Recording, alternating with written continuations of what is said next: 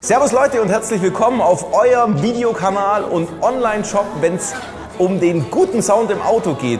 Unser Kandidat ist heute der BMW F33. Das Cabriolet kommt, was unseren Sound betrifft, gleich einem BMW F31 oder F30 aus der Serie. So, und jetzt kommt der Knaller. Das, was wir heute in diesem Einbaututorial einbauen, passt natürlich auch in viele andere BMWs, alle die so zwei Bässe unterm Sitz drin haben. Für die haben wir auch schon einige andere Videos gedreht. Aber wir werden euch heute jetzt nochmal genau zeigen, wie diese Anlage installiert wird. Das alles nur Plug and Play ist. Wir machen nichts kaputt im Auto. Alles lässt sich leasingfähig zurückrüsten. Und die Soundeinstellungen, die wir hier in dem Fahrzeug speziell haben, die haben wir für euch auf die Endstufe schon komplett draufgeladen. Ihr braucht quasi nur noch ein paar Werkzeuge, um das Ganze einzubauen. Los geht's!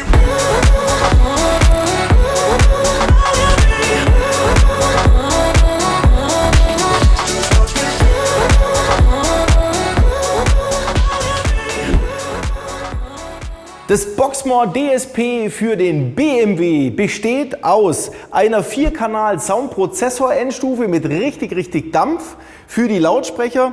Wir haben für den Untersitz-Bass zwei Tieftöner, die den Subwoofer-Bereich abdecken. Wir haben zwei Mitteltöner für die Türe, die ausgetauscht werden, und zwei Hochtöner, die ausgetauscht werden in den Türen. Dabei liegen natürlich auch entsprechend die Montagematerialien. Wir haben auch das Plug-and-Play-Kabel, um die Endstufe ohne großartigen Aufwand einfach anzustecken an die originale BMW-Verkabelung. Also wir machen hier nichts kaputt, alles wird nur adaptiv drauf gebaut.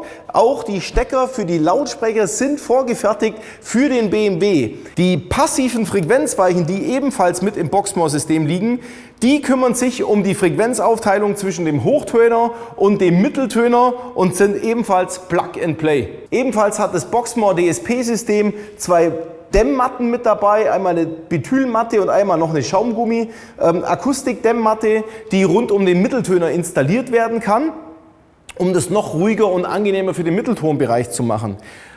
Ihr braucht noch zusätzlich zum Boxmore-System einen Kabelkit, einen BMW V20 Vollkupfer-Kabelkit, den findet ihr bei uns so im Webshop drin. Der hat alle Kabel dabei, dass ihr jetzt die Stromversorgung optimal für die Endstufe machen könnt, weil das liegt im Boxmore-Set an sich noch nicht dabei, braucht ihr also optional noch dazu. Bei unserem Einbau handelt es sich ja um die DSP-Version, also Boxmore DSP. Wer sagt, ich möchte nicht ganz so viel ausgeben, der kann quasi auf das Boxmore GT zurückgreifen, ist quasi fast das gleiche, nur dass die Endstufe keinen Soundprozessor integriert hat. Die hat die gleiche Leistung, aber man kann halt einige Einstellungen nicht vornehmen, die sehr klangvorteilhaft sind, die wir beim DSP wieder haben. Wer sagt, nein, ich möchte die beste Variante, die ich einbauen kann, dann kann man sich für das Boxmore Extreme entscheiden. Da liegen dann nämlich zusätzlich zur DSP-Endstufe noch heftigere Subwoofer mit dabei, also die Under-Seat-Bässe. Das sind nämlich dann 2 Ohm Lautsprecher. Dann zuzeln wir noch mehr Leistung aus der Endstufe raus und wir haben noch mehr Dämmmaterial mit dabei, um die Schwellerverkleidungen besser dämmen zu können. Bevor wir jetzt anfangen, das Auto auseinanderzubauen und die anderen Lautsprecher reinzumachen und die Endstufe zu installieren, machen wir erstmal einen Soundcheck, weil ich will ja wissen, wie war es vorher und was bringt es, die Anlage reinzumachen, um euch daheim auch zu zeigen, wo mein Gefühl, wie viel besser das ist. Ich habe euch ein paar GEMA-freie Songs, die wir jetzt zusammen anhören können, um euch einen gewissen Eindruck zu geben und auch ein kleines Fazit vor dem Umbau mal zu bekommen.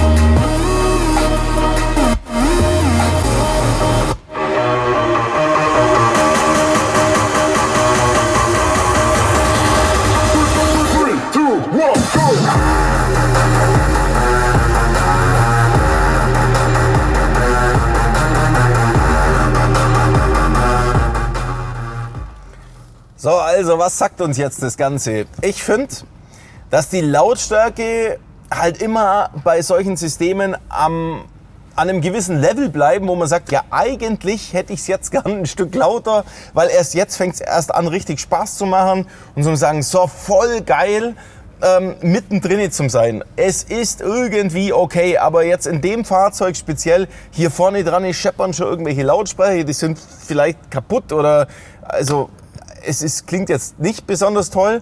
Die Höhen, die sind bei manchen Sounds sind die schrecklich grell und nerven volle Pulle im Ohr. Und bei manchen Songs finde ich sie sogar super matt. Also klar, das hängt natürlich auch vom Song ab.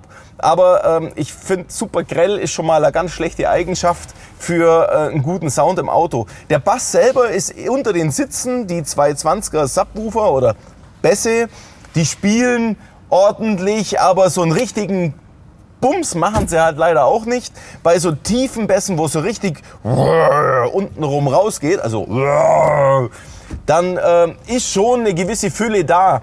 Und wir haben auch das Center, also spielt schon tatsächlich auch ein bisschen vor mir, die Stimmen und der Sound.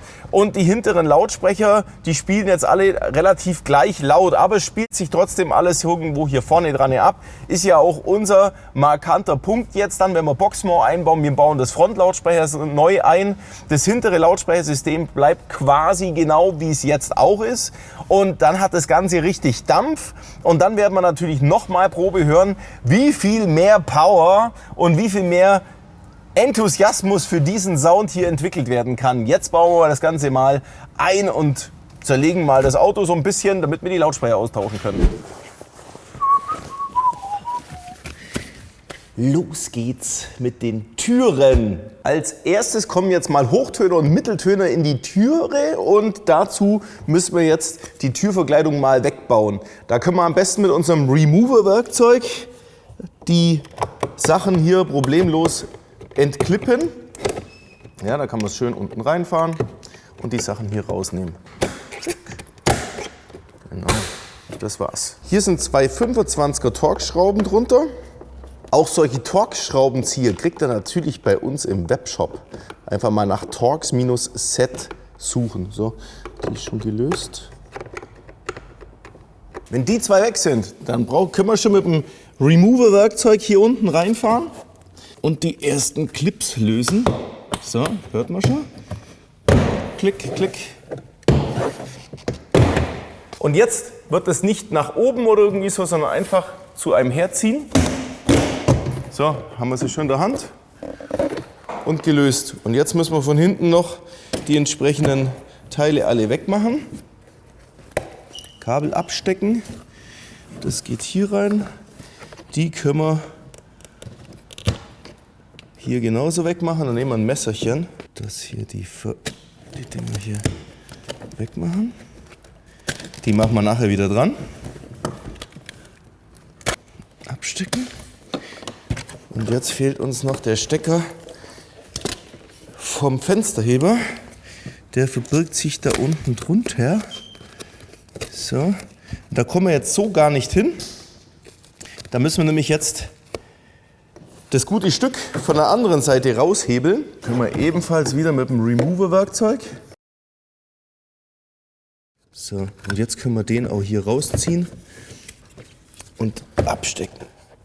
So, hier vorn dran ist nämlich dieser Clip, den man praktisch nach vorne drücken muss, um das rauszuziehen. So, und jetzt können wir das auch wegmachen und haben die ganze Türverkleidung in der Hand. Das nächste, jetzt können wir den Hochtöner hier oben wegklippen und aus der Führung rausnehmen. Und den können wir hier abstecken. Mit dem 20er Torx können wir auch jetzt die Mitteltöner rausmachen, die Originalen von BMW. So, das war's, können wir abstecken. Jetzt können wir auch gleich diese Gummimuffe hier rausmachen. Da ziehen wir nachher unser Kabel durch für den Mitteltöner, den wir jetzt dann installieren. Wir dämmen jetzt diesen Bereich und das hintere Außenblech, wo der Mitteltöner praktisch drauf strahlt. Dazu machen wir jetzt natürlich auch mal die Scheibe nach oben und machen diese Verkleidung, also dieses Material vorsichtig weg. Das ist so, schau, rückstandslos kann man das hier vom Blech entfernen. Und kommen dann problemlos an eine Stelle dran, wo wir gut arbeiten können mit. Wenn wir die Matte hier soweit entfernt haben, kommen wir ja super jetzt an alles dran. Fenster ist jetzt oben. Da können wir jetzt das hintere Blech hier noch besser dämmen, direkt hinter dem Mitteltöner, und können das da dran auch noch dämmen. Da könnt ihr jetzt einfach mal kurz zuschauen, wie ich das drauf ziehe.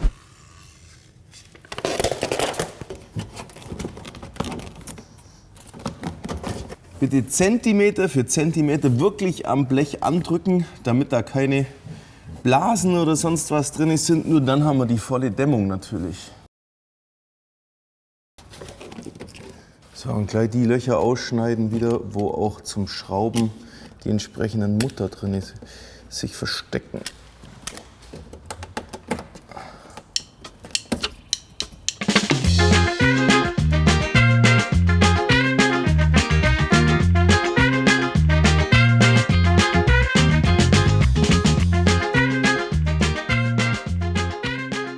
Jetzt können wir auch die Verkleidung hier wieder da festmachen, so wie sie vorher war, mit dem gleichen Material. Das ist mega.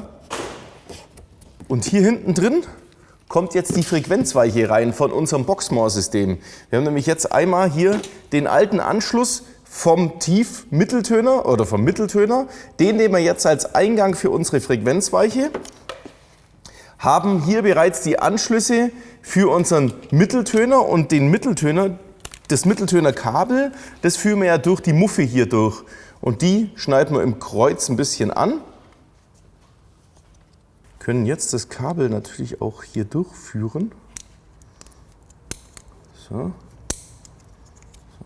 That's it. So, jetzt können wir das hier durchstecken, festmachen wieder und haben hier die Kabelzuführung für unseren Mitteltöner. Das Hochtönerkabel können wir auch gleich hier hochlegen, und zwar ungefähr so, dass wir das Spiegeldreieck mit neuem Hochtöner dann hier bloß noch anstecken brauchen. Können wir mit Isolierband festmachen und fixieren. Die überschüssigen Kabel, die hier jetzt praktisch ein bisschen zu lang sind, die können wir jetzt schön zusammenbinden, so dass das einen eigenen kleinen Kabelwulst, nennen wir es halt mal so, gibt, um jetzt alles hier anzubringen an der Stelle. Das machen wir nachher auch da hinten rein, dass das nachher alles da verschwindet, und da passt es auch mit der Türverkleidung nachher optimal hin. Und damit da auch nichts klappert und die Weiche ein bisschen fixiert ist, können wir das Ganze hier mit Bitumenband anbringen.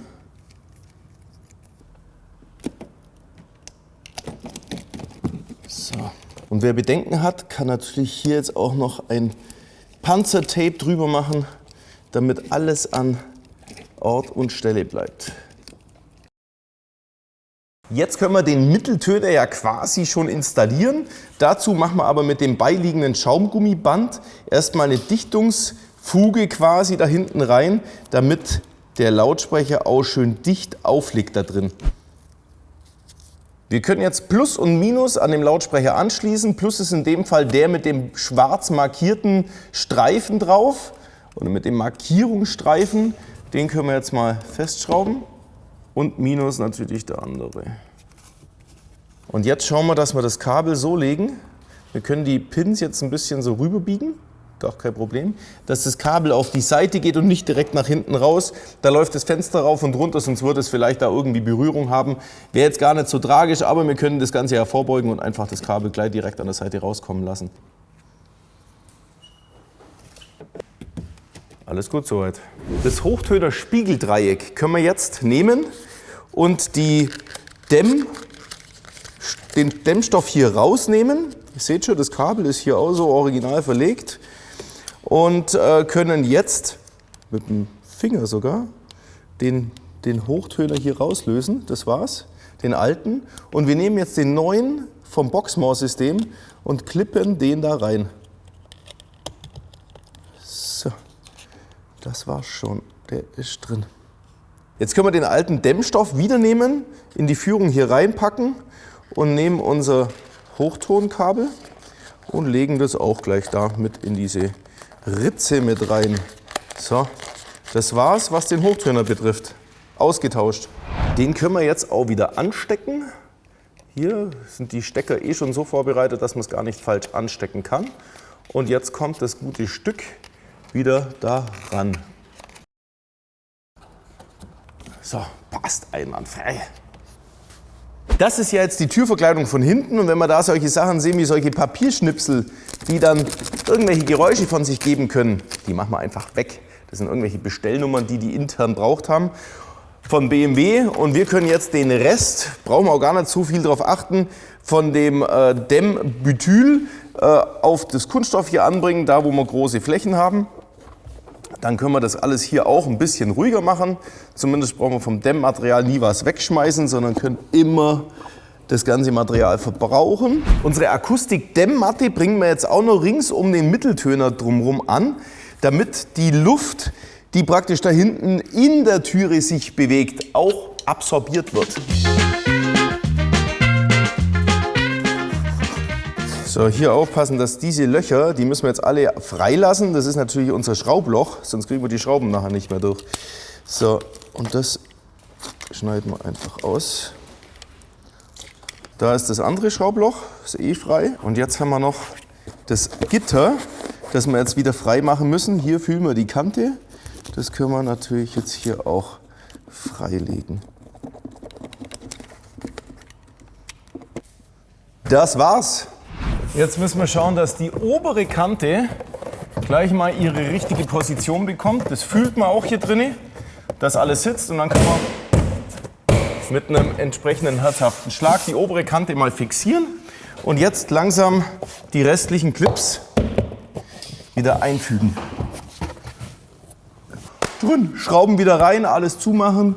Türe erledigt. Jetzt schrauben wir den Sitz lose. Wir bauen den nicht komplett aus, weil da ist auch noch ein Airbag-Stecker unten dran, den keiner braucht. Doch, den braucht man, aber den stecken wir erst gar nicht ab. So weit kommen wir erst gar nicht. Wir machen jetzt hier vorne erstmal den Sitz ganz nach hinten, damit wir vorne optimal an die Schrauben zum Schrauben drankommen und die Kunststoffverkleidung hier zu lösen. Die kann man nämlich hier dann wegschieben und da kommen die Schrauben raus. Und das ist ein 50er Torx. Den müsst ihr euch wahrscheinlich irgendwo besorgen. Oder wir haben den auch im Webshop, den 50er Torx, wer den noch nicht hat. Und jetzt machen wir den Sitz, den klappen wir jetzt ganz nach vorne, so weit wie es geht. Aber den müssen wir auch lösen. So, die können wir so wegmachen. So. Das war's. Und jetzt können wir mit dem 50er Torx, da hinten müssen wir 2 Schrauben aufmachen, da drüben ist noch eine. Und jetzt können wir den ganzen Sitz nehmen und nach hinten klappen. So, yep. Und so kommen wir jetzt problemlos an den Under-Seat-Woofer. Da brauchen wir einen 15er Torx und müssen 4 Schrauben lösen, damit wir das Gitter hier wegmachen können und an den Lautsprecher drankommen.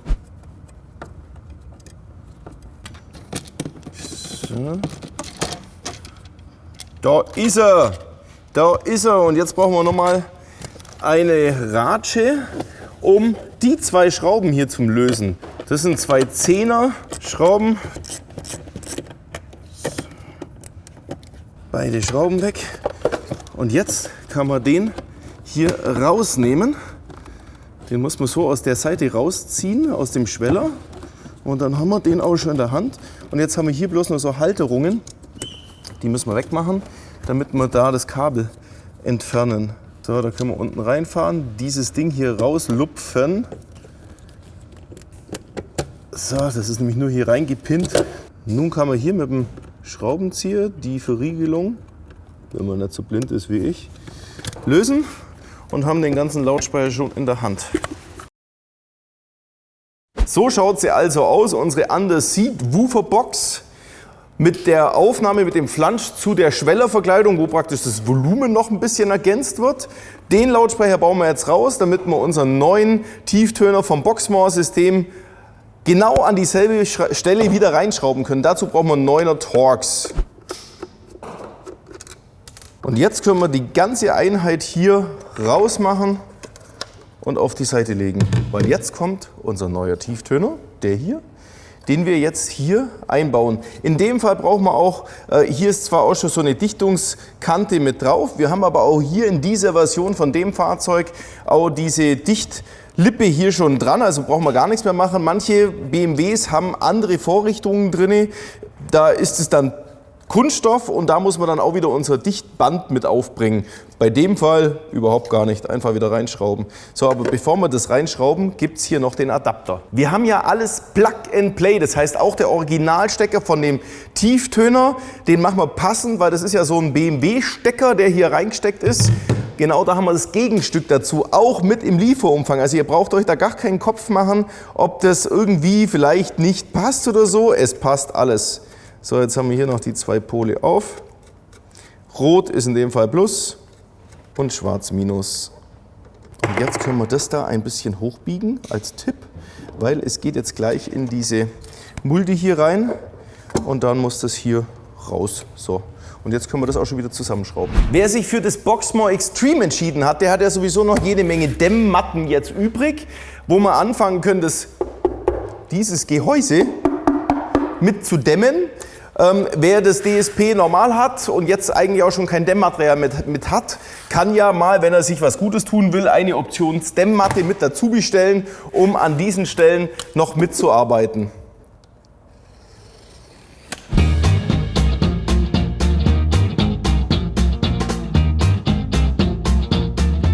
So, bitte nicht zu viel aufbringen, weil sonst kriegt ihr das auch nicht mehr unten rein.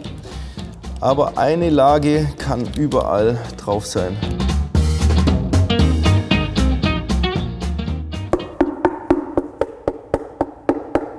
Klingt schon besser, oder?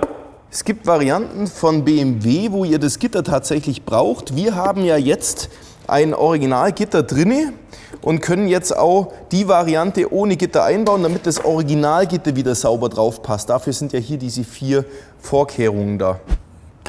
Dann mal das gute Stück anstecken. Hier, klick. Und damit ist der versorgt. Und jetzt rein damit in die gute Stube. Den Teppich wieder so anbringen wie vorher. Und jetzt achtet ihr bitte drauf, dass auch der Lüftungsschacht einmal komplett hier so drin liegt, damit die Luft hier ausströmen kann. Und das Gitter drauf. Bitte darauf achten, dass der Stecker hier auf der Seite so unterbracht ist, dass der nicht auf die Membran kommen kann, sonst gibt es böse Geräusche. Die Sitzverkabelung wird wieder hier mit der Spange festgemacht. Wer ein Standard-Soundsystem hat, da können wir ja die Boxmore-Anlage trotzdem einbauen, genauso wie bei der HiFi-Anlage, nur dass wir dann von dem Tieftöner unterm Sitz die Kabel praktisch auch erst nach hinten ziehen müssen, weil das Kabel hinten noch nicht existiert. Wir haben ja HiFi drin, deswegen war auch hier schon ein Hochtöner drin. Wer Standard hat, kann sein, dass der hier noch nicht mal eine Vorbereitung für einen Hochtöner hat. Das schaut aber so ähnlich aus, aber da ist dann vielleicht, das ist keine Öffnung, sondern das schaut nur so ähnlich aus. Der muss dann zu BMW gehen und sich da das richtige Ersatzteil holen für die HiFi-Version. Nochmal zum Verständnis, dieses Fahrzeug hat ja bereits die HiFi-Ausstattung von Werk ab drinne, weswegen wir hinten die Endstufe von BMW haben und auch alle Kabel, die wir brauchen, bereits hinten sind. Das heißt, wir müssen hier keine neuen Kabel legen. Wer die Standardvariante hat, also hier eventuell kein Hochtöner mit drinne und einfach auch keine Endstufe schon im Kofferraum drinne, sondern wirklich ganz einfach, der muss, wir liefern alles mit dazu zu diesem System, ja, aber ihr müsst noch ein Kabel zusätzlich verlegen, weil dieses Kabel, was wir jetzt unterm Sitz abgegriffen haben oder wo der Tieftöner jetzt verkabelt worden ist, das ist, was von Fahrzeug her kommt, die Zuleitung, unser HiFi-Signal, ja, das wir erstmal bis zur Endstufe, bis zur neuen Endstufe verlegen müssen und ein weiteres Kabel zurück zu dem Tieftöner und zu dem Hochtonsystem. Das adaptiert sich allerdings alles hier unten drin. Der Aufwand ist also auch nicht wirklich viel größer. Ihr müsst nur noch die Schwellerverkleidung wegmachen und unterm Sitz bis zu der Endstufenposition kommen mit dem Kabel. Mehr ist es auch nicht. Das Boxmore-System ist auch für die Standardvariante mit dem anderen Kabelkit so gemacht, dass die Stecker alle nur zum Zusammenstecken sind und keine Kabel beschädigt, verändert oder sonst was werden müssen. Kommen wir zur Endstufeninstallation. Jetzt muss ja die 4-Kanal-Endstufe mit dem Adapter-Kabelkit für BMW hier in den Kofferraum hinten rein. Das ist jetzt beim Cabrio so, dass wir jetzt erstmal das Verdeck wieder zumachen müssen. Hier drunten haben wir schon mal 2 Clips, die wir mit einem Schraubenzieher so anlupfen können. Na, schau mal, die gehen auch direkt schon so raus. Ich zeige euch aber noch was anderes, wenn die jetzt einfach so drin stecken, dass ihr natürlich auch mit dem Remover-Werkzeug hier reinfahren könnt, um die Clips besser rauszunehmen. Gerade in solchen Stellen wie hier an der Seite, da kann man das mal so ein bisschen anlupfen. So, da kommt man vielleicht mit dem Schraubenzieher nicht so gut hin, aber mit so einem Hebelwerkzeug ist es natürlich super easy. Direkt unten reinfahren, geht das? Jawohl, schau. Easy, easy. So. Jetzt haben wir insgesamt 6 solche Clips rausgemacht. Das war schon. Den Deckel, den kann man auch hier so ein bisschen rausklippen. Dann kommt man hier ganz gut ran. Und dann müssen wir dieses Kunststoffteil hier so aus dieser Führung hier rausnehmen. Da können wir hier unter dem Gummi reinlangen und die Verkleidung hier wegnehmen. Das ist eigentlich überhaupt kein Problem. So. Ah, okay, hier muss man. Ja. Okay, gut. Da unsere neue Boxmoor-Endstufe natürlich auch einen Strom braucht, der da drüben in der anderen Seite unter der Batterie oder an der Batterie zu finden ist, machen wir jetzt mal die Verkleidungsteile hier dran weg, damit wir die Kabel hier sauber durchziehen können. Den mal rausnehmen und lösen mal. Fangen wir mal an hier unten drunter. Ja? So, haben wir den ersten.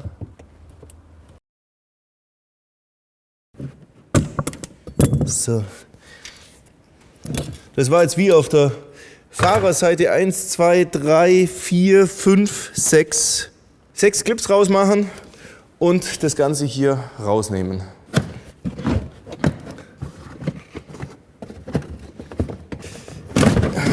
Gut. Das ist die Notentriegelung. Ah, doch. Okay. Das ist unser Hauptpunkt, da müssen wir hin. Da unten drin liegt ja jetzt die originale Endstufe von BMW und wir müssen jetzt unsere Boxmoor Endstufe jetzt auch noch unterbringen. Weil die originale BMW Endstufe, die fliegt nicht ganz raus, weil wir haben die Boxmoor Endstufe, die betreibt jetzt das vordere Lautsprechersystem samt den Bässen unter dem Sitz. Aber für die hinteren Lautsprecher, die ja in dem Fahrzeug ebenfalls installiert sind, wird weiterhin die BMW-Endstufe ihren Dienst tun müssen, also wir müssen praktisch beides machen. Der Kabelkit, wo wir drauf adaptieren, der nur zum Stecken ist, der ist auch dafür vorbereitet, also es ist alles ganz easy zum Anschließen. Wie wir das Ganze jetzt hier unten dran einbauen, zeige ich euch jetzt ganz cool. Und wir müssen noch eine Stromversorgung legen von der Seite auf die andere Seite zur Batterie. Da hinten haben wir noch eine Schraube, eine 10er Nuss, die wir öffnen müssen. So, und jetzt können wir die hier rausnehmen und komplett entfernen. Mit der 8er Schraube können wir jetzt hier die originale Endstufe von diesem Blechlein entfernen. So. Wir haben jetzt auch im Sortiment als ergänzende Maßnahme zum eigentlichen Boxmoor-System auch noch eine Endstufen-Montageplatte, die für viele andere Fahrzeuge auch geeignet ist. Zumindest auch für alle Fahrzeuge, wo wir in den Videos schon damit gearbeitet haben. Das ist das Produkt aus den verschiedenen Einbauvarianten, die es in verschiedenen BMWs halt gibt. Und wir können quasi diese Platte auch jetzt beim Cabrio, beim F33 verwenden. Das zeige ich euch mal im Auto drin, wie das ausschaut. Wenn wir jetzt nur die Boxmoor-Endstufe da so reinlegen würden, dann wackelt die da drin so umeinander, weil eben hier diese Doppel von der eigentlichen Halterung völlig im Weg stehen. Das passt also jetzt eigentlich nicht wirklich zusammen. Wenn wir jetzt unsere ergänzende Montageplatte nehmen, dann können wir die jetzt hier so festmachen. Dann ist diese Schräge hier perfekt. Dann können wir das jetzt unten drin mit Bitumenband fixieren. Wir brauchen hier auch nichts schrauben, weil es ist ja eh waagrecht, das rutscht nirgendwo hin. Und jetzt können wir die Montage mit der Boxmoor Endstufe vornehmen und die hier drauf festschrauben. In der Praxis schaut es dann so aus, dass wir hier die Montageplatte haben. Wir nehmen auch gleich die Boxmoor Endstufe, richten die auf der Montageplatte aus. Da haben wir genügend Anhaltspunkte, das festzuschrauben. In der Montageplatte, in dem Komplettset, ist auch dieses Schrauben-Equipment mit dabei. Da können wir jetzt 4 Schrauben hernehmen und mit dem Torx direkt drauf fixieren. Hier untenrum ist nachher die Kante für das Bitumenband, wo wir nachher die ganze Kiste quasi am Boden fixieren. Wir machen jetzt diese Endstufe im Huckepack ebenfalls mit Bitumenband fest. Dadurch, dass alles waagrechtlich liegt, ist es auch überhaupt kein Problem, dass hier die Sachen aufliegen und sich auf der Endstufe, also praktisch beide Endstufen untereinander aufeinander drauf liegen und auch nicht verrutschen. Was soll da unten drin passieren? Das ist ja wirklich, da kommt keiner hin, da passiert nichts. Und jetzt können wir die Endstufe nehmen und direkt hier drauf fest ranmachen. Das wäre was anderes, wenn das jetzt so montiert werden müsste, weil die Kraft, die Schwerkraft von der Endstufe, die würde dann irgendwann runterrutschen. Wir haben es aber waagrecht, da rutscht nirgendwo was hin. Die Endstufe ist jetzt so fest, da, die kannst du nicht wegmachen, dass wir die jetzt so montieren können. Wir können jetzt auch schon weitermachen. Wir können jetzt unser Kabelkit nehmen und den wieder genauso anstecken, wie es vorher war. Also hier gehen wir auf unser einmal anstecken. Das ist nachher der Stecker für den Stecker im Fahrzeug drin.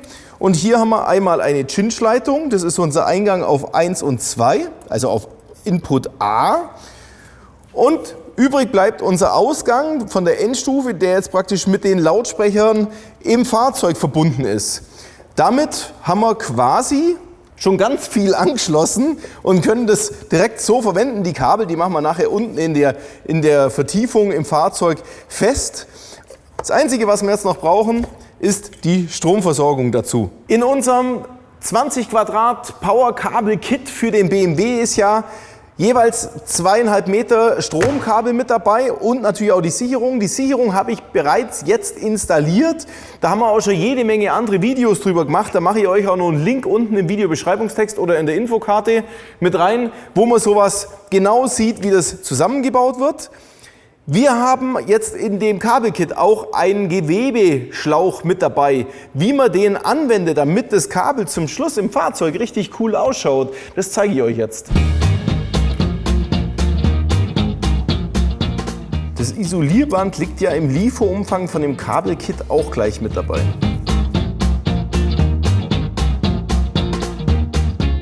Das rote Kabel geht auf den Pluspol und das schwarze Kabel geht auf das Minus, auf die Massestelle. Gehen aber beide jetzt bis auf die linke Seite rüber und ab hier packen wir das mit unserem großen Gewebeschlauch zusammen. Ihr seid zum Nachmachen angehalten. Also so kann es ausschauen.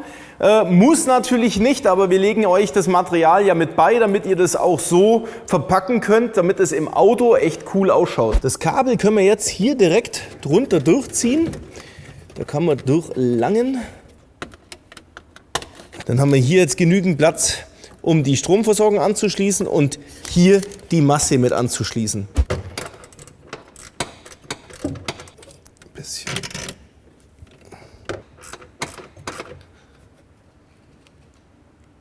So, die ist schon mal fest. Das Pluskabel hier, das gehört ja hier angeschlossen. Das ist aber das allerletzte, was wir anschließen, weil solange wir installieren, brauchen wir keinen Strom auf den Kabeln. So, dann sind wir auch hier drüben. Und jetzt können wir das Kabel hier da liegen lassen. Jetzt können wir unseren Stromanschluss auch an der Endstufe anschließen. Jetzt haben wir hier ist Ground. Ground ist der schwarze. Plus und Minus. Jetzt schließen wir die Endstufe ja eigentlich schon direkt hier mit dem Fahrzeug zusammen an und können auch erstmal Probe hören und das Gain praktisch einstellen. Weil wenn die Endstufe mal da unten drin ist, dann kommt man schwieriger an die Sachen dran. Das können wir jetzt alles gleich mitmachen. Das heißt, wir verbinden jetzt die Endstufe mit dem Fahrzeug. Bam, das ist erledigt. Und jetzt machen wir nur den Sicherungshalter quasi fest am Batteriepol und dann geht's auch schon ans Musikhören. Das könnt ihr alles selber machen. Wer von euch BMW-Fahrer hat ein ASD-Modul? Das heißt, das Modul generiert den Sound im Fahrzeug über die Bordlautsprecher, dass man das Gefühl hat, der Motor, der Diesel, der klingt wie ein Benziner. Ja? Dafür gibt es tatsächlich auch ein Modul, ein Kabelkit, dass dieses Modul, dieses ASD-Modul weiterhin funktioniert. Das wäre nämlich genau in dieser Linie drin. Da ist unser Kabelkit auch schon vorbereitet. Da sagt ihr einfach mit dazu, es gibt dieses ASD-Modul zu kaufen, dieses ASD-Adapterkabel. Da müsst ihr einfach nur darauf aufpassen beim Bestellen, dass ihr dieses Kabel mitbestellt. Alles andere ist hier kein Problem anzuschließen. Okay, so, das war's. Und hier kommt man jetzt immer noch super an den Sicherungshalter ran. Und es schaut immer noch alles sehr professionell aus. Die Grundeinstellungen deiner Endstufe begrenzen sich einfach auf diesen Schalter. Der muss gedrückt sein als High-Level-Input. So ist die Anwendung bei uns hier bei der Boxmark-Geschichte. Und dieser Pegelregler, und der Pegelregler, den machen wir jetzt erstmal auf Linksanschlag. Das ist also am unempfindlichsten. Und jetzt fangen wir erstmal an, unseren Sound mal anzuhören. So, dann drehen wir mal auf. Okay. Erste Feststellung logischerweise, wir haben ja das Gain noch ganz unempfindlich. Das heißt, das Hecklautsprechersystem, was auf der alten Version quasi läuft, ist aktuell noch lauter. Das heißt, wir müssen das Gain tatsächlich jetzt erstmal ein bisschen aufdrehen, um das vordere System mal richtig zum Schieben zu bringen, damit das hintere System nicht ganz so laut ist, sondern eher sich zurückhält. Viertelumdrehung ist das jetzt. Die machen wir mal auf und hören uns das Ganze nochmal an. So, dann schauen wir, was jetzt passiert. Oh, jetzt haben wir schon wieder mehr Pegel vorne. Jetzt kommt auch der Bass. Wow.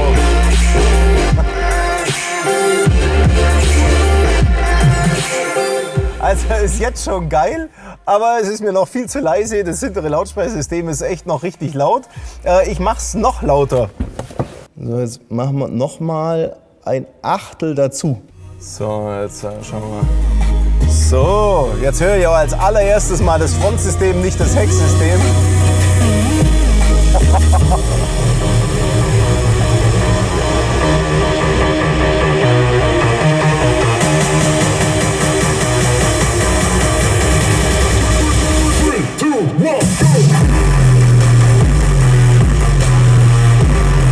Jetzt zuckt es! Jetzt wird hier richtig schreien! Jawohl! Das war geil, jetzt können wir aufnehmen. Aber es ist noch nicht laut genug, wir machen es noch lauter. So, jetzt machen wir es insgesamt eine halbe Umdrehung auf. Also ich mache jetzt nochmal zu, ganz zu. Und jetzt machen wir eine halbe Umdrehung auf. So, das ist so. Schauen wir mal, was da so geht. Wow, oh, jetzt wird es aber schon richtig laut.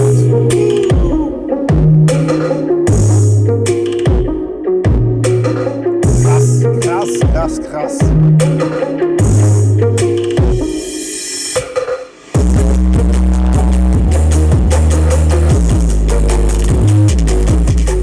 So gefällt mir das. Allerdings finde ich jetzt schon fast wieder, jetzt sind wir fast im Grenzbereich schon drin.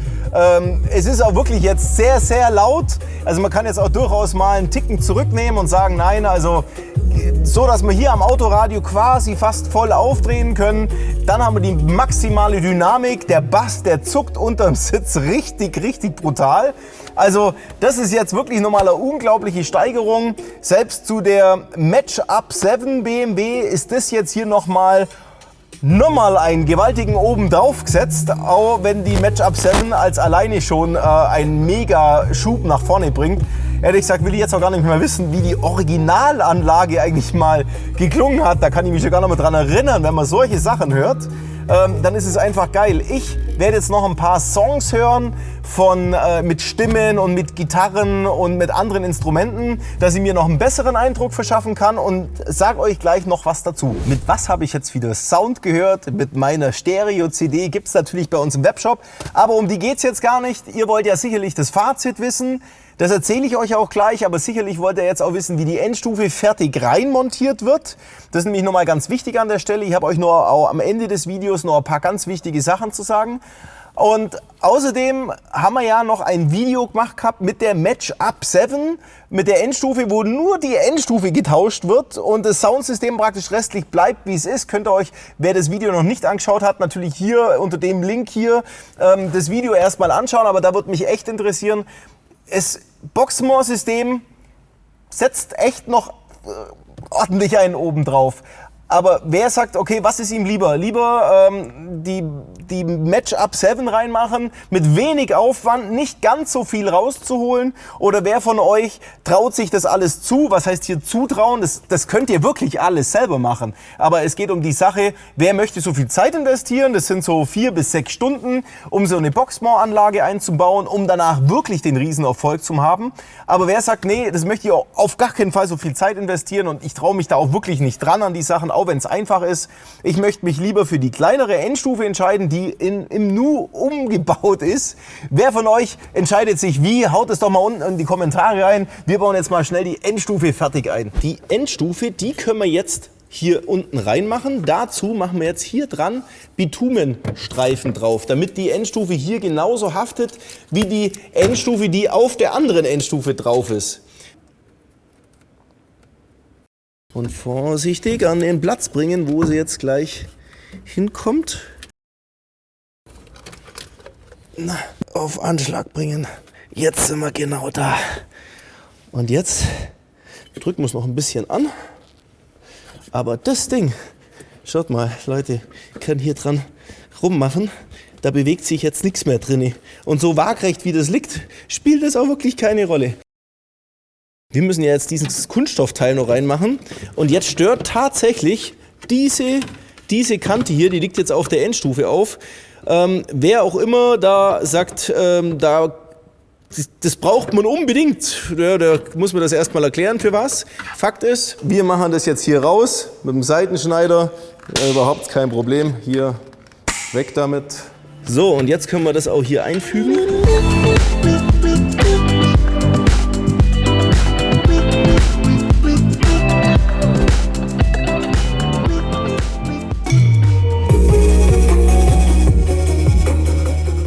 So Leute, fertig mit Hören und gleich komme ich zu der Überraschung, was ich für euch noch habe. Aber das Klangfazit. Also, wir haben ja eine Soundprozessor-Endstufe. Das heißt, es ist wie ein PC ist da drin eingebaut. Der kümmert sich um jeden einzelnen Lautsprecher hier im Auto und macht praktisch überall das Allerbeste draus. Und an diesem PC hat sich ja schon mal ein Profi hingesetzt und wir haben dieses ganze Setup, was es für dieses Fahrzeug gibt, alles hier bereits von einem Profi aufgespielt und wir brauchen nichts mehr machen. Fakt ist, wir haben jetzt mitten die einfach hier, also die Stimmen, die sind vor mir. Ich mache die Augen zu und habe das Gefühl, da vorne ist eine Bühne und da sind die Sänger drauf. Also man kann die einzeln definieren. Die Hochtöne sind äußerst brillant, die nerven nicht und bringen eine unglaubliche Weite an Bühne mit sich. Und die Stimmen, die sind einfach nur schön. Also das klingt rund, so wie ihr mich jetzt hört. Ja? Und jetzt kommt der Bass, jetzt kommt der Knaller. Wir haben hier auf unserer Soundcheck-CD haben wir den Track 4 und da gehen die ersten paar Takte. Junge, die zucken richtig rein, die ballern fast hier im Auto drinne. Und natürlich haben wir auch die ganzen Songs, die ihr jetzt mithören dürftet, die ganzen GEMA-freien Sachen, das sind sehr, sehr basslastige Sachen. Hey, und ihr habt wirklich das Gefühl, hier ist ein Subwoofer implementiert worden, weil das drückt, also und naja, es macht sich dann schon schnell bemerkbar, weil es unter dem Sitz echt mächtig zur Sache geht. Man merkt es, da ist richtig Leistung da jetzt. Wir haben ja über 100 Watt pro Kanal, also da kommt richtig Power raus. Und insofern absolut gelungen für den Aufwand, was wir jetzt hier haben, gerade eben schon mal erwähnt mit 4 bis 6 Stunden. Also ich baue jetzt sowas mittlerweile in 3 bis 4 Stunden ein. Das Ergebnis ist grandios und kann ich nur empfehlen. So, jetzt kommen wir zur Überraschung. Ja? Jetzt hört mal her. Dieses blaue Kabel ist ein Remote-Kabel und das ist in dem V20 Kupfer BMW Kabelkit mit drin, das wir alles hier verbaut haben. Jetzt kommt's, ihr braucht dieses Kabel nicht zu verwenden. Aber das war nicht die ganze Überraschung. Ihr bekommt nämlich von uns, für alle fleißigen YouTube-Zuschauer und alle, die jetzt sagen, boah, voll geil, ich habe einen BMW, da passt es auch rein, ich würde das gern haben, möchte es mir einbauen, haben wir für euch einen vorgefertigten Warenkorb unten im Videobeschreibungstext drin. Und zwar 3 Stück. Einmal für die GT-Version, einmal für die DSP-Version und einmal für die DSP Extreme-Version. Haben wir auch schon mal drüber gesprochen hier in dem Video. Und wir schenken euch jedes Mal, egal für welchen Kit ihr euch entscheidet, dazu ein komplettes Torx Schraubendreher-Set. Ich hab mir das hier aufgeschrieben, sind nämlich ein paar Sachen.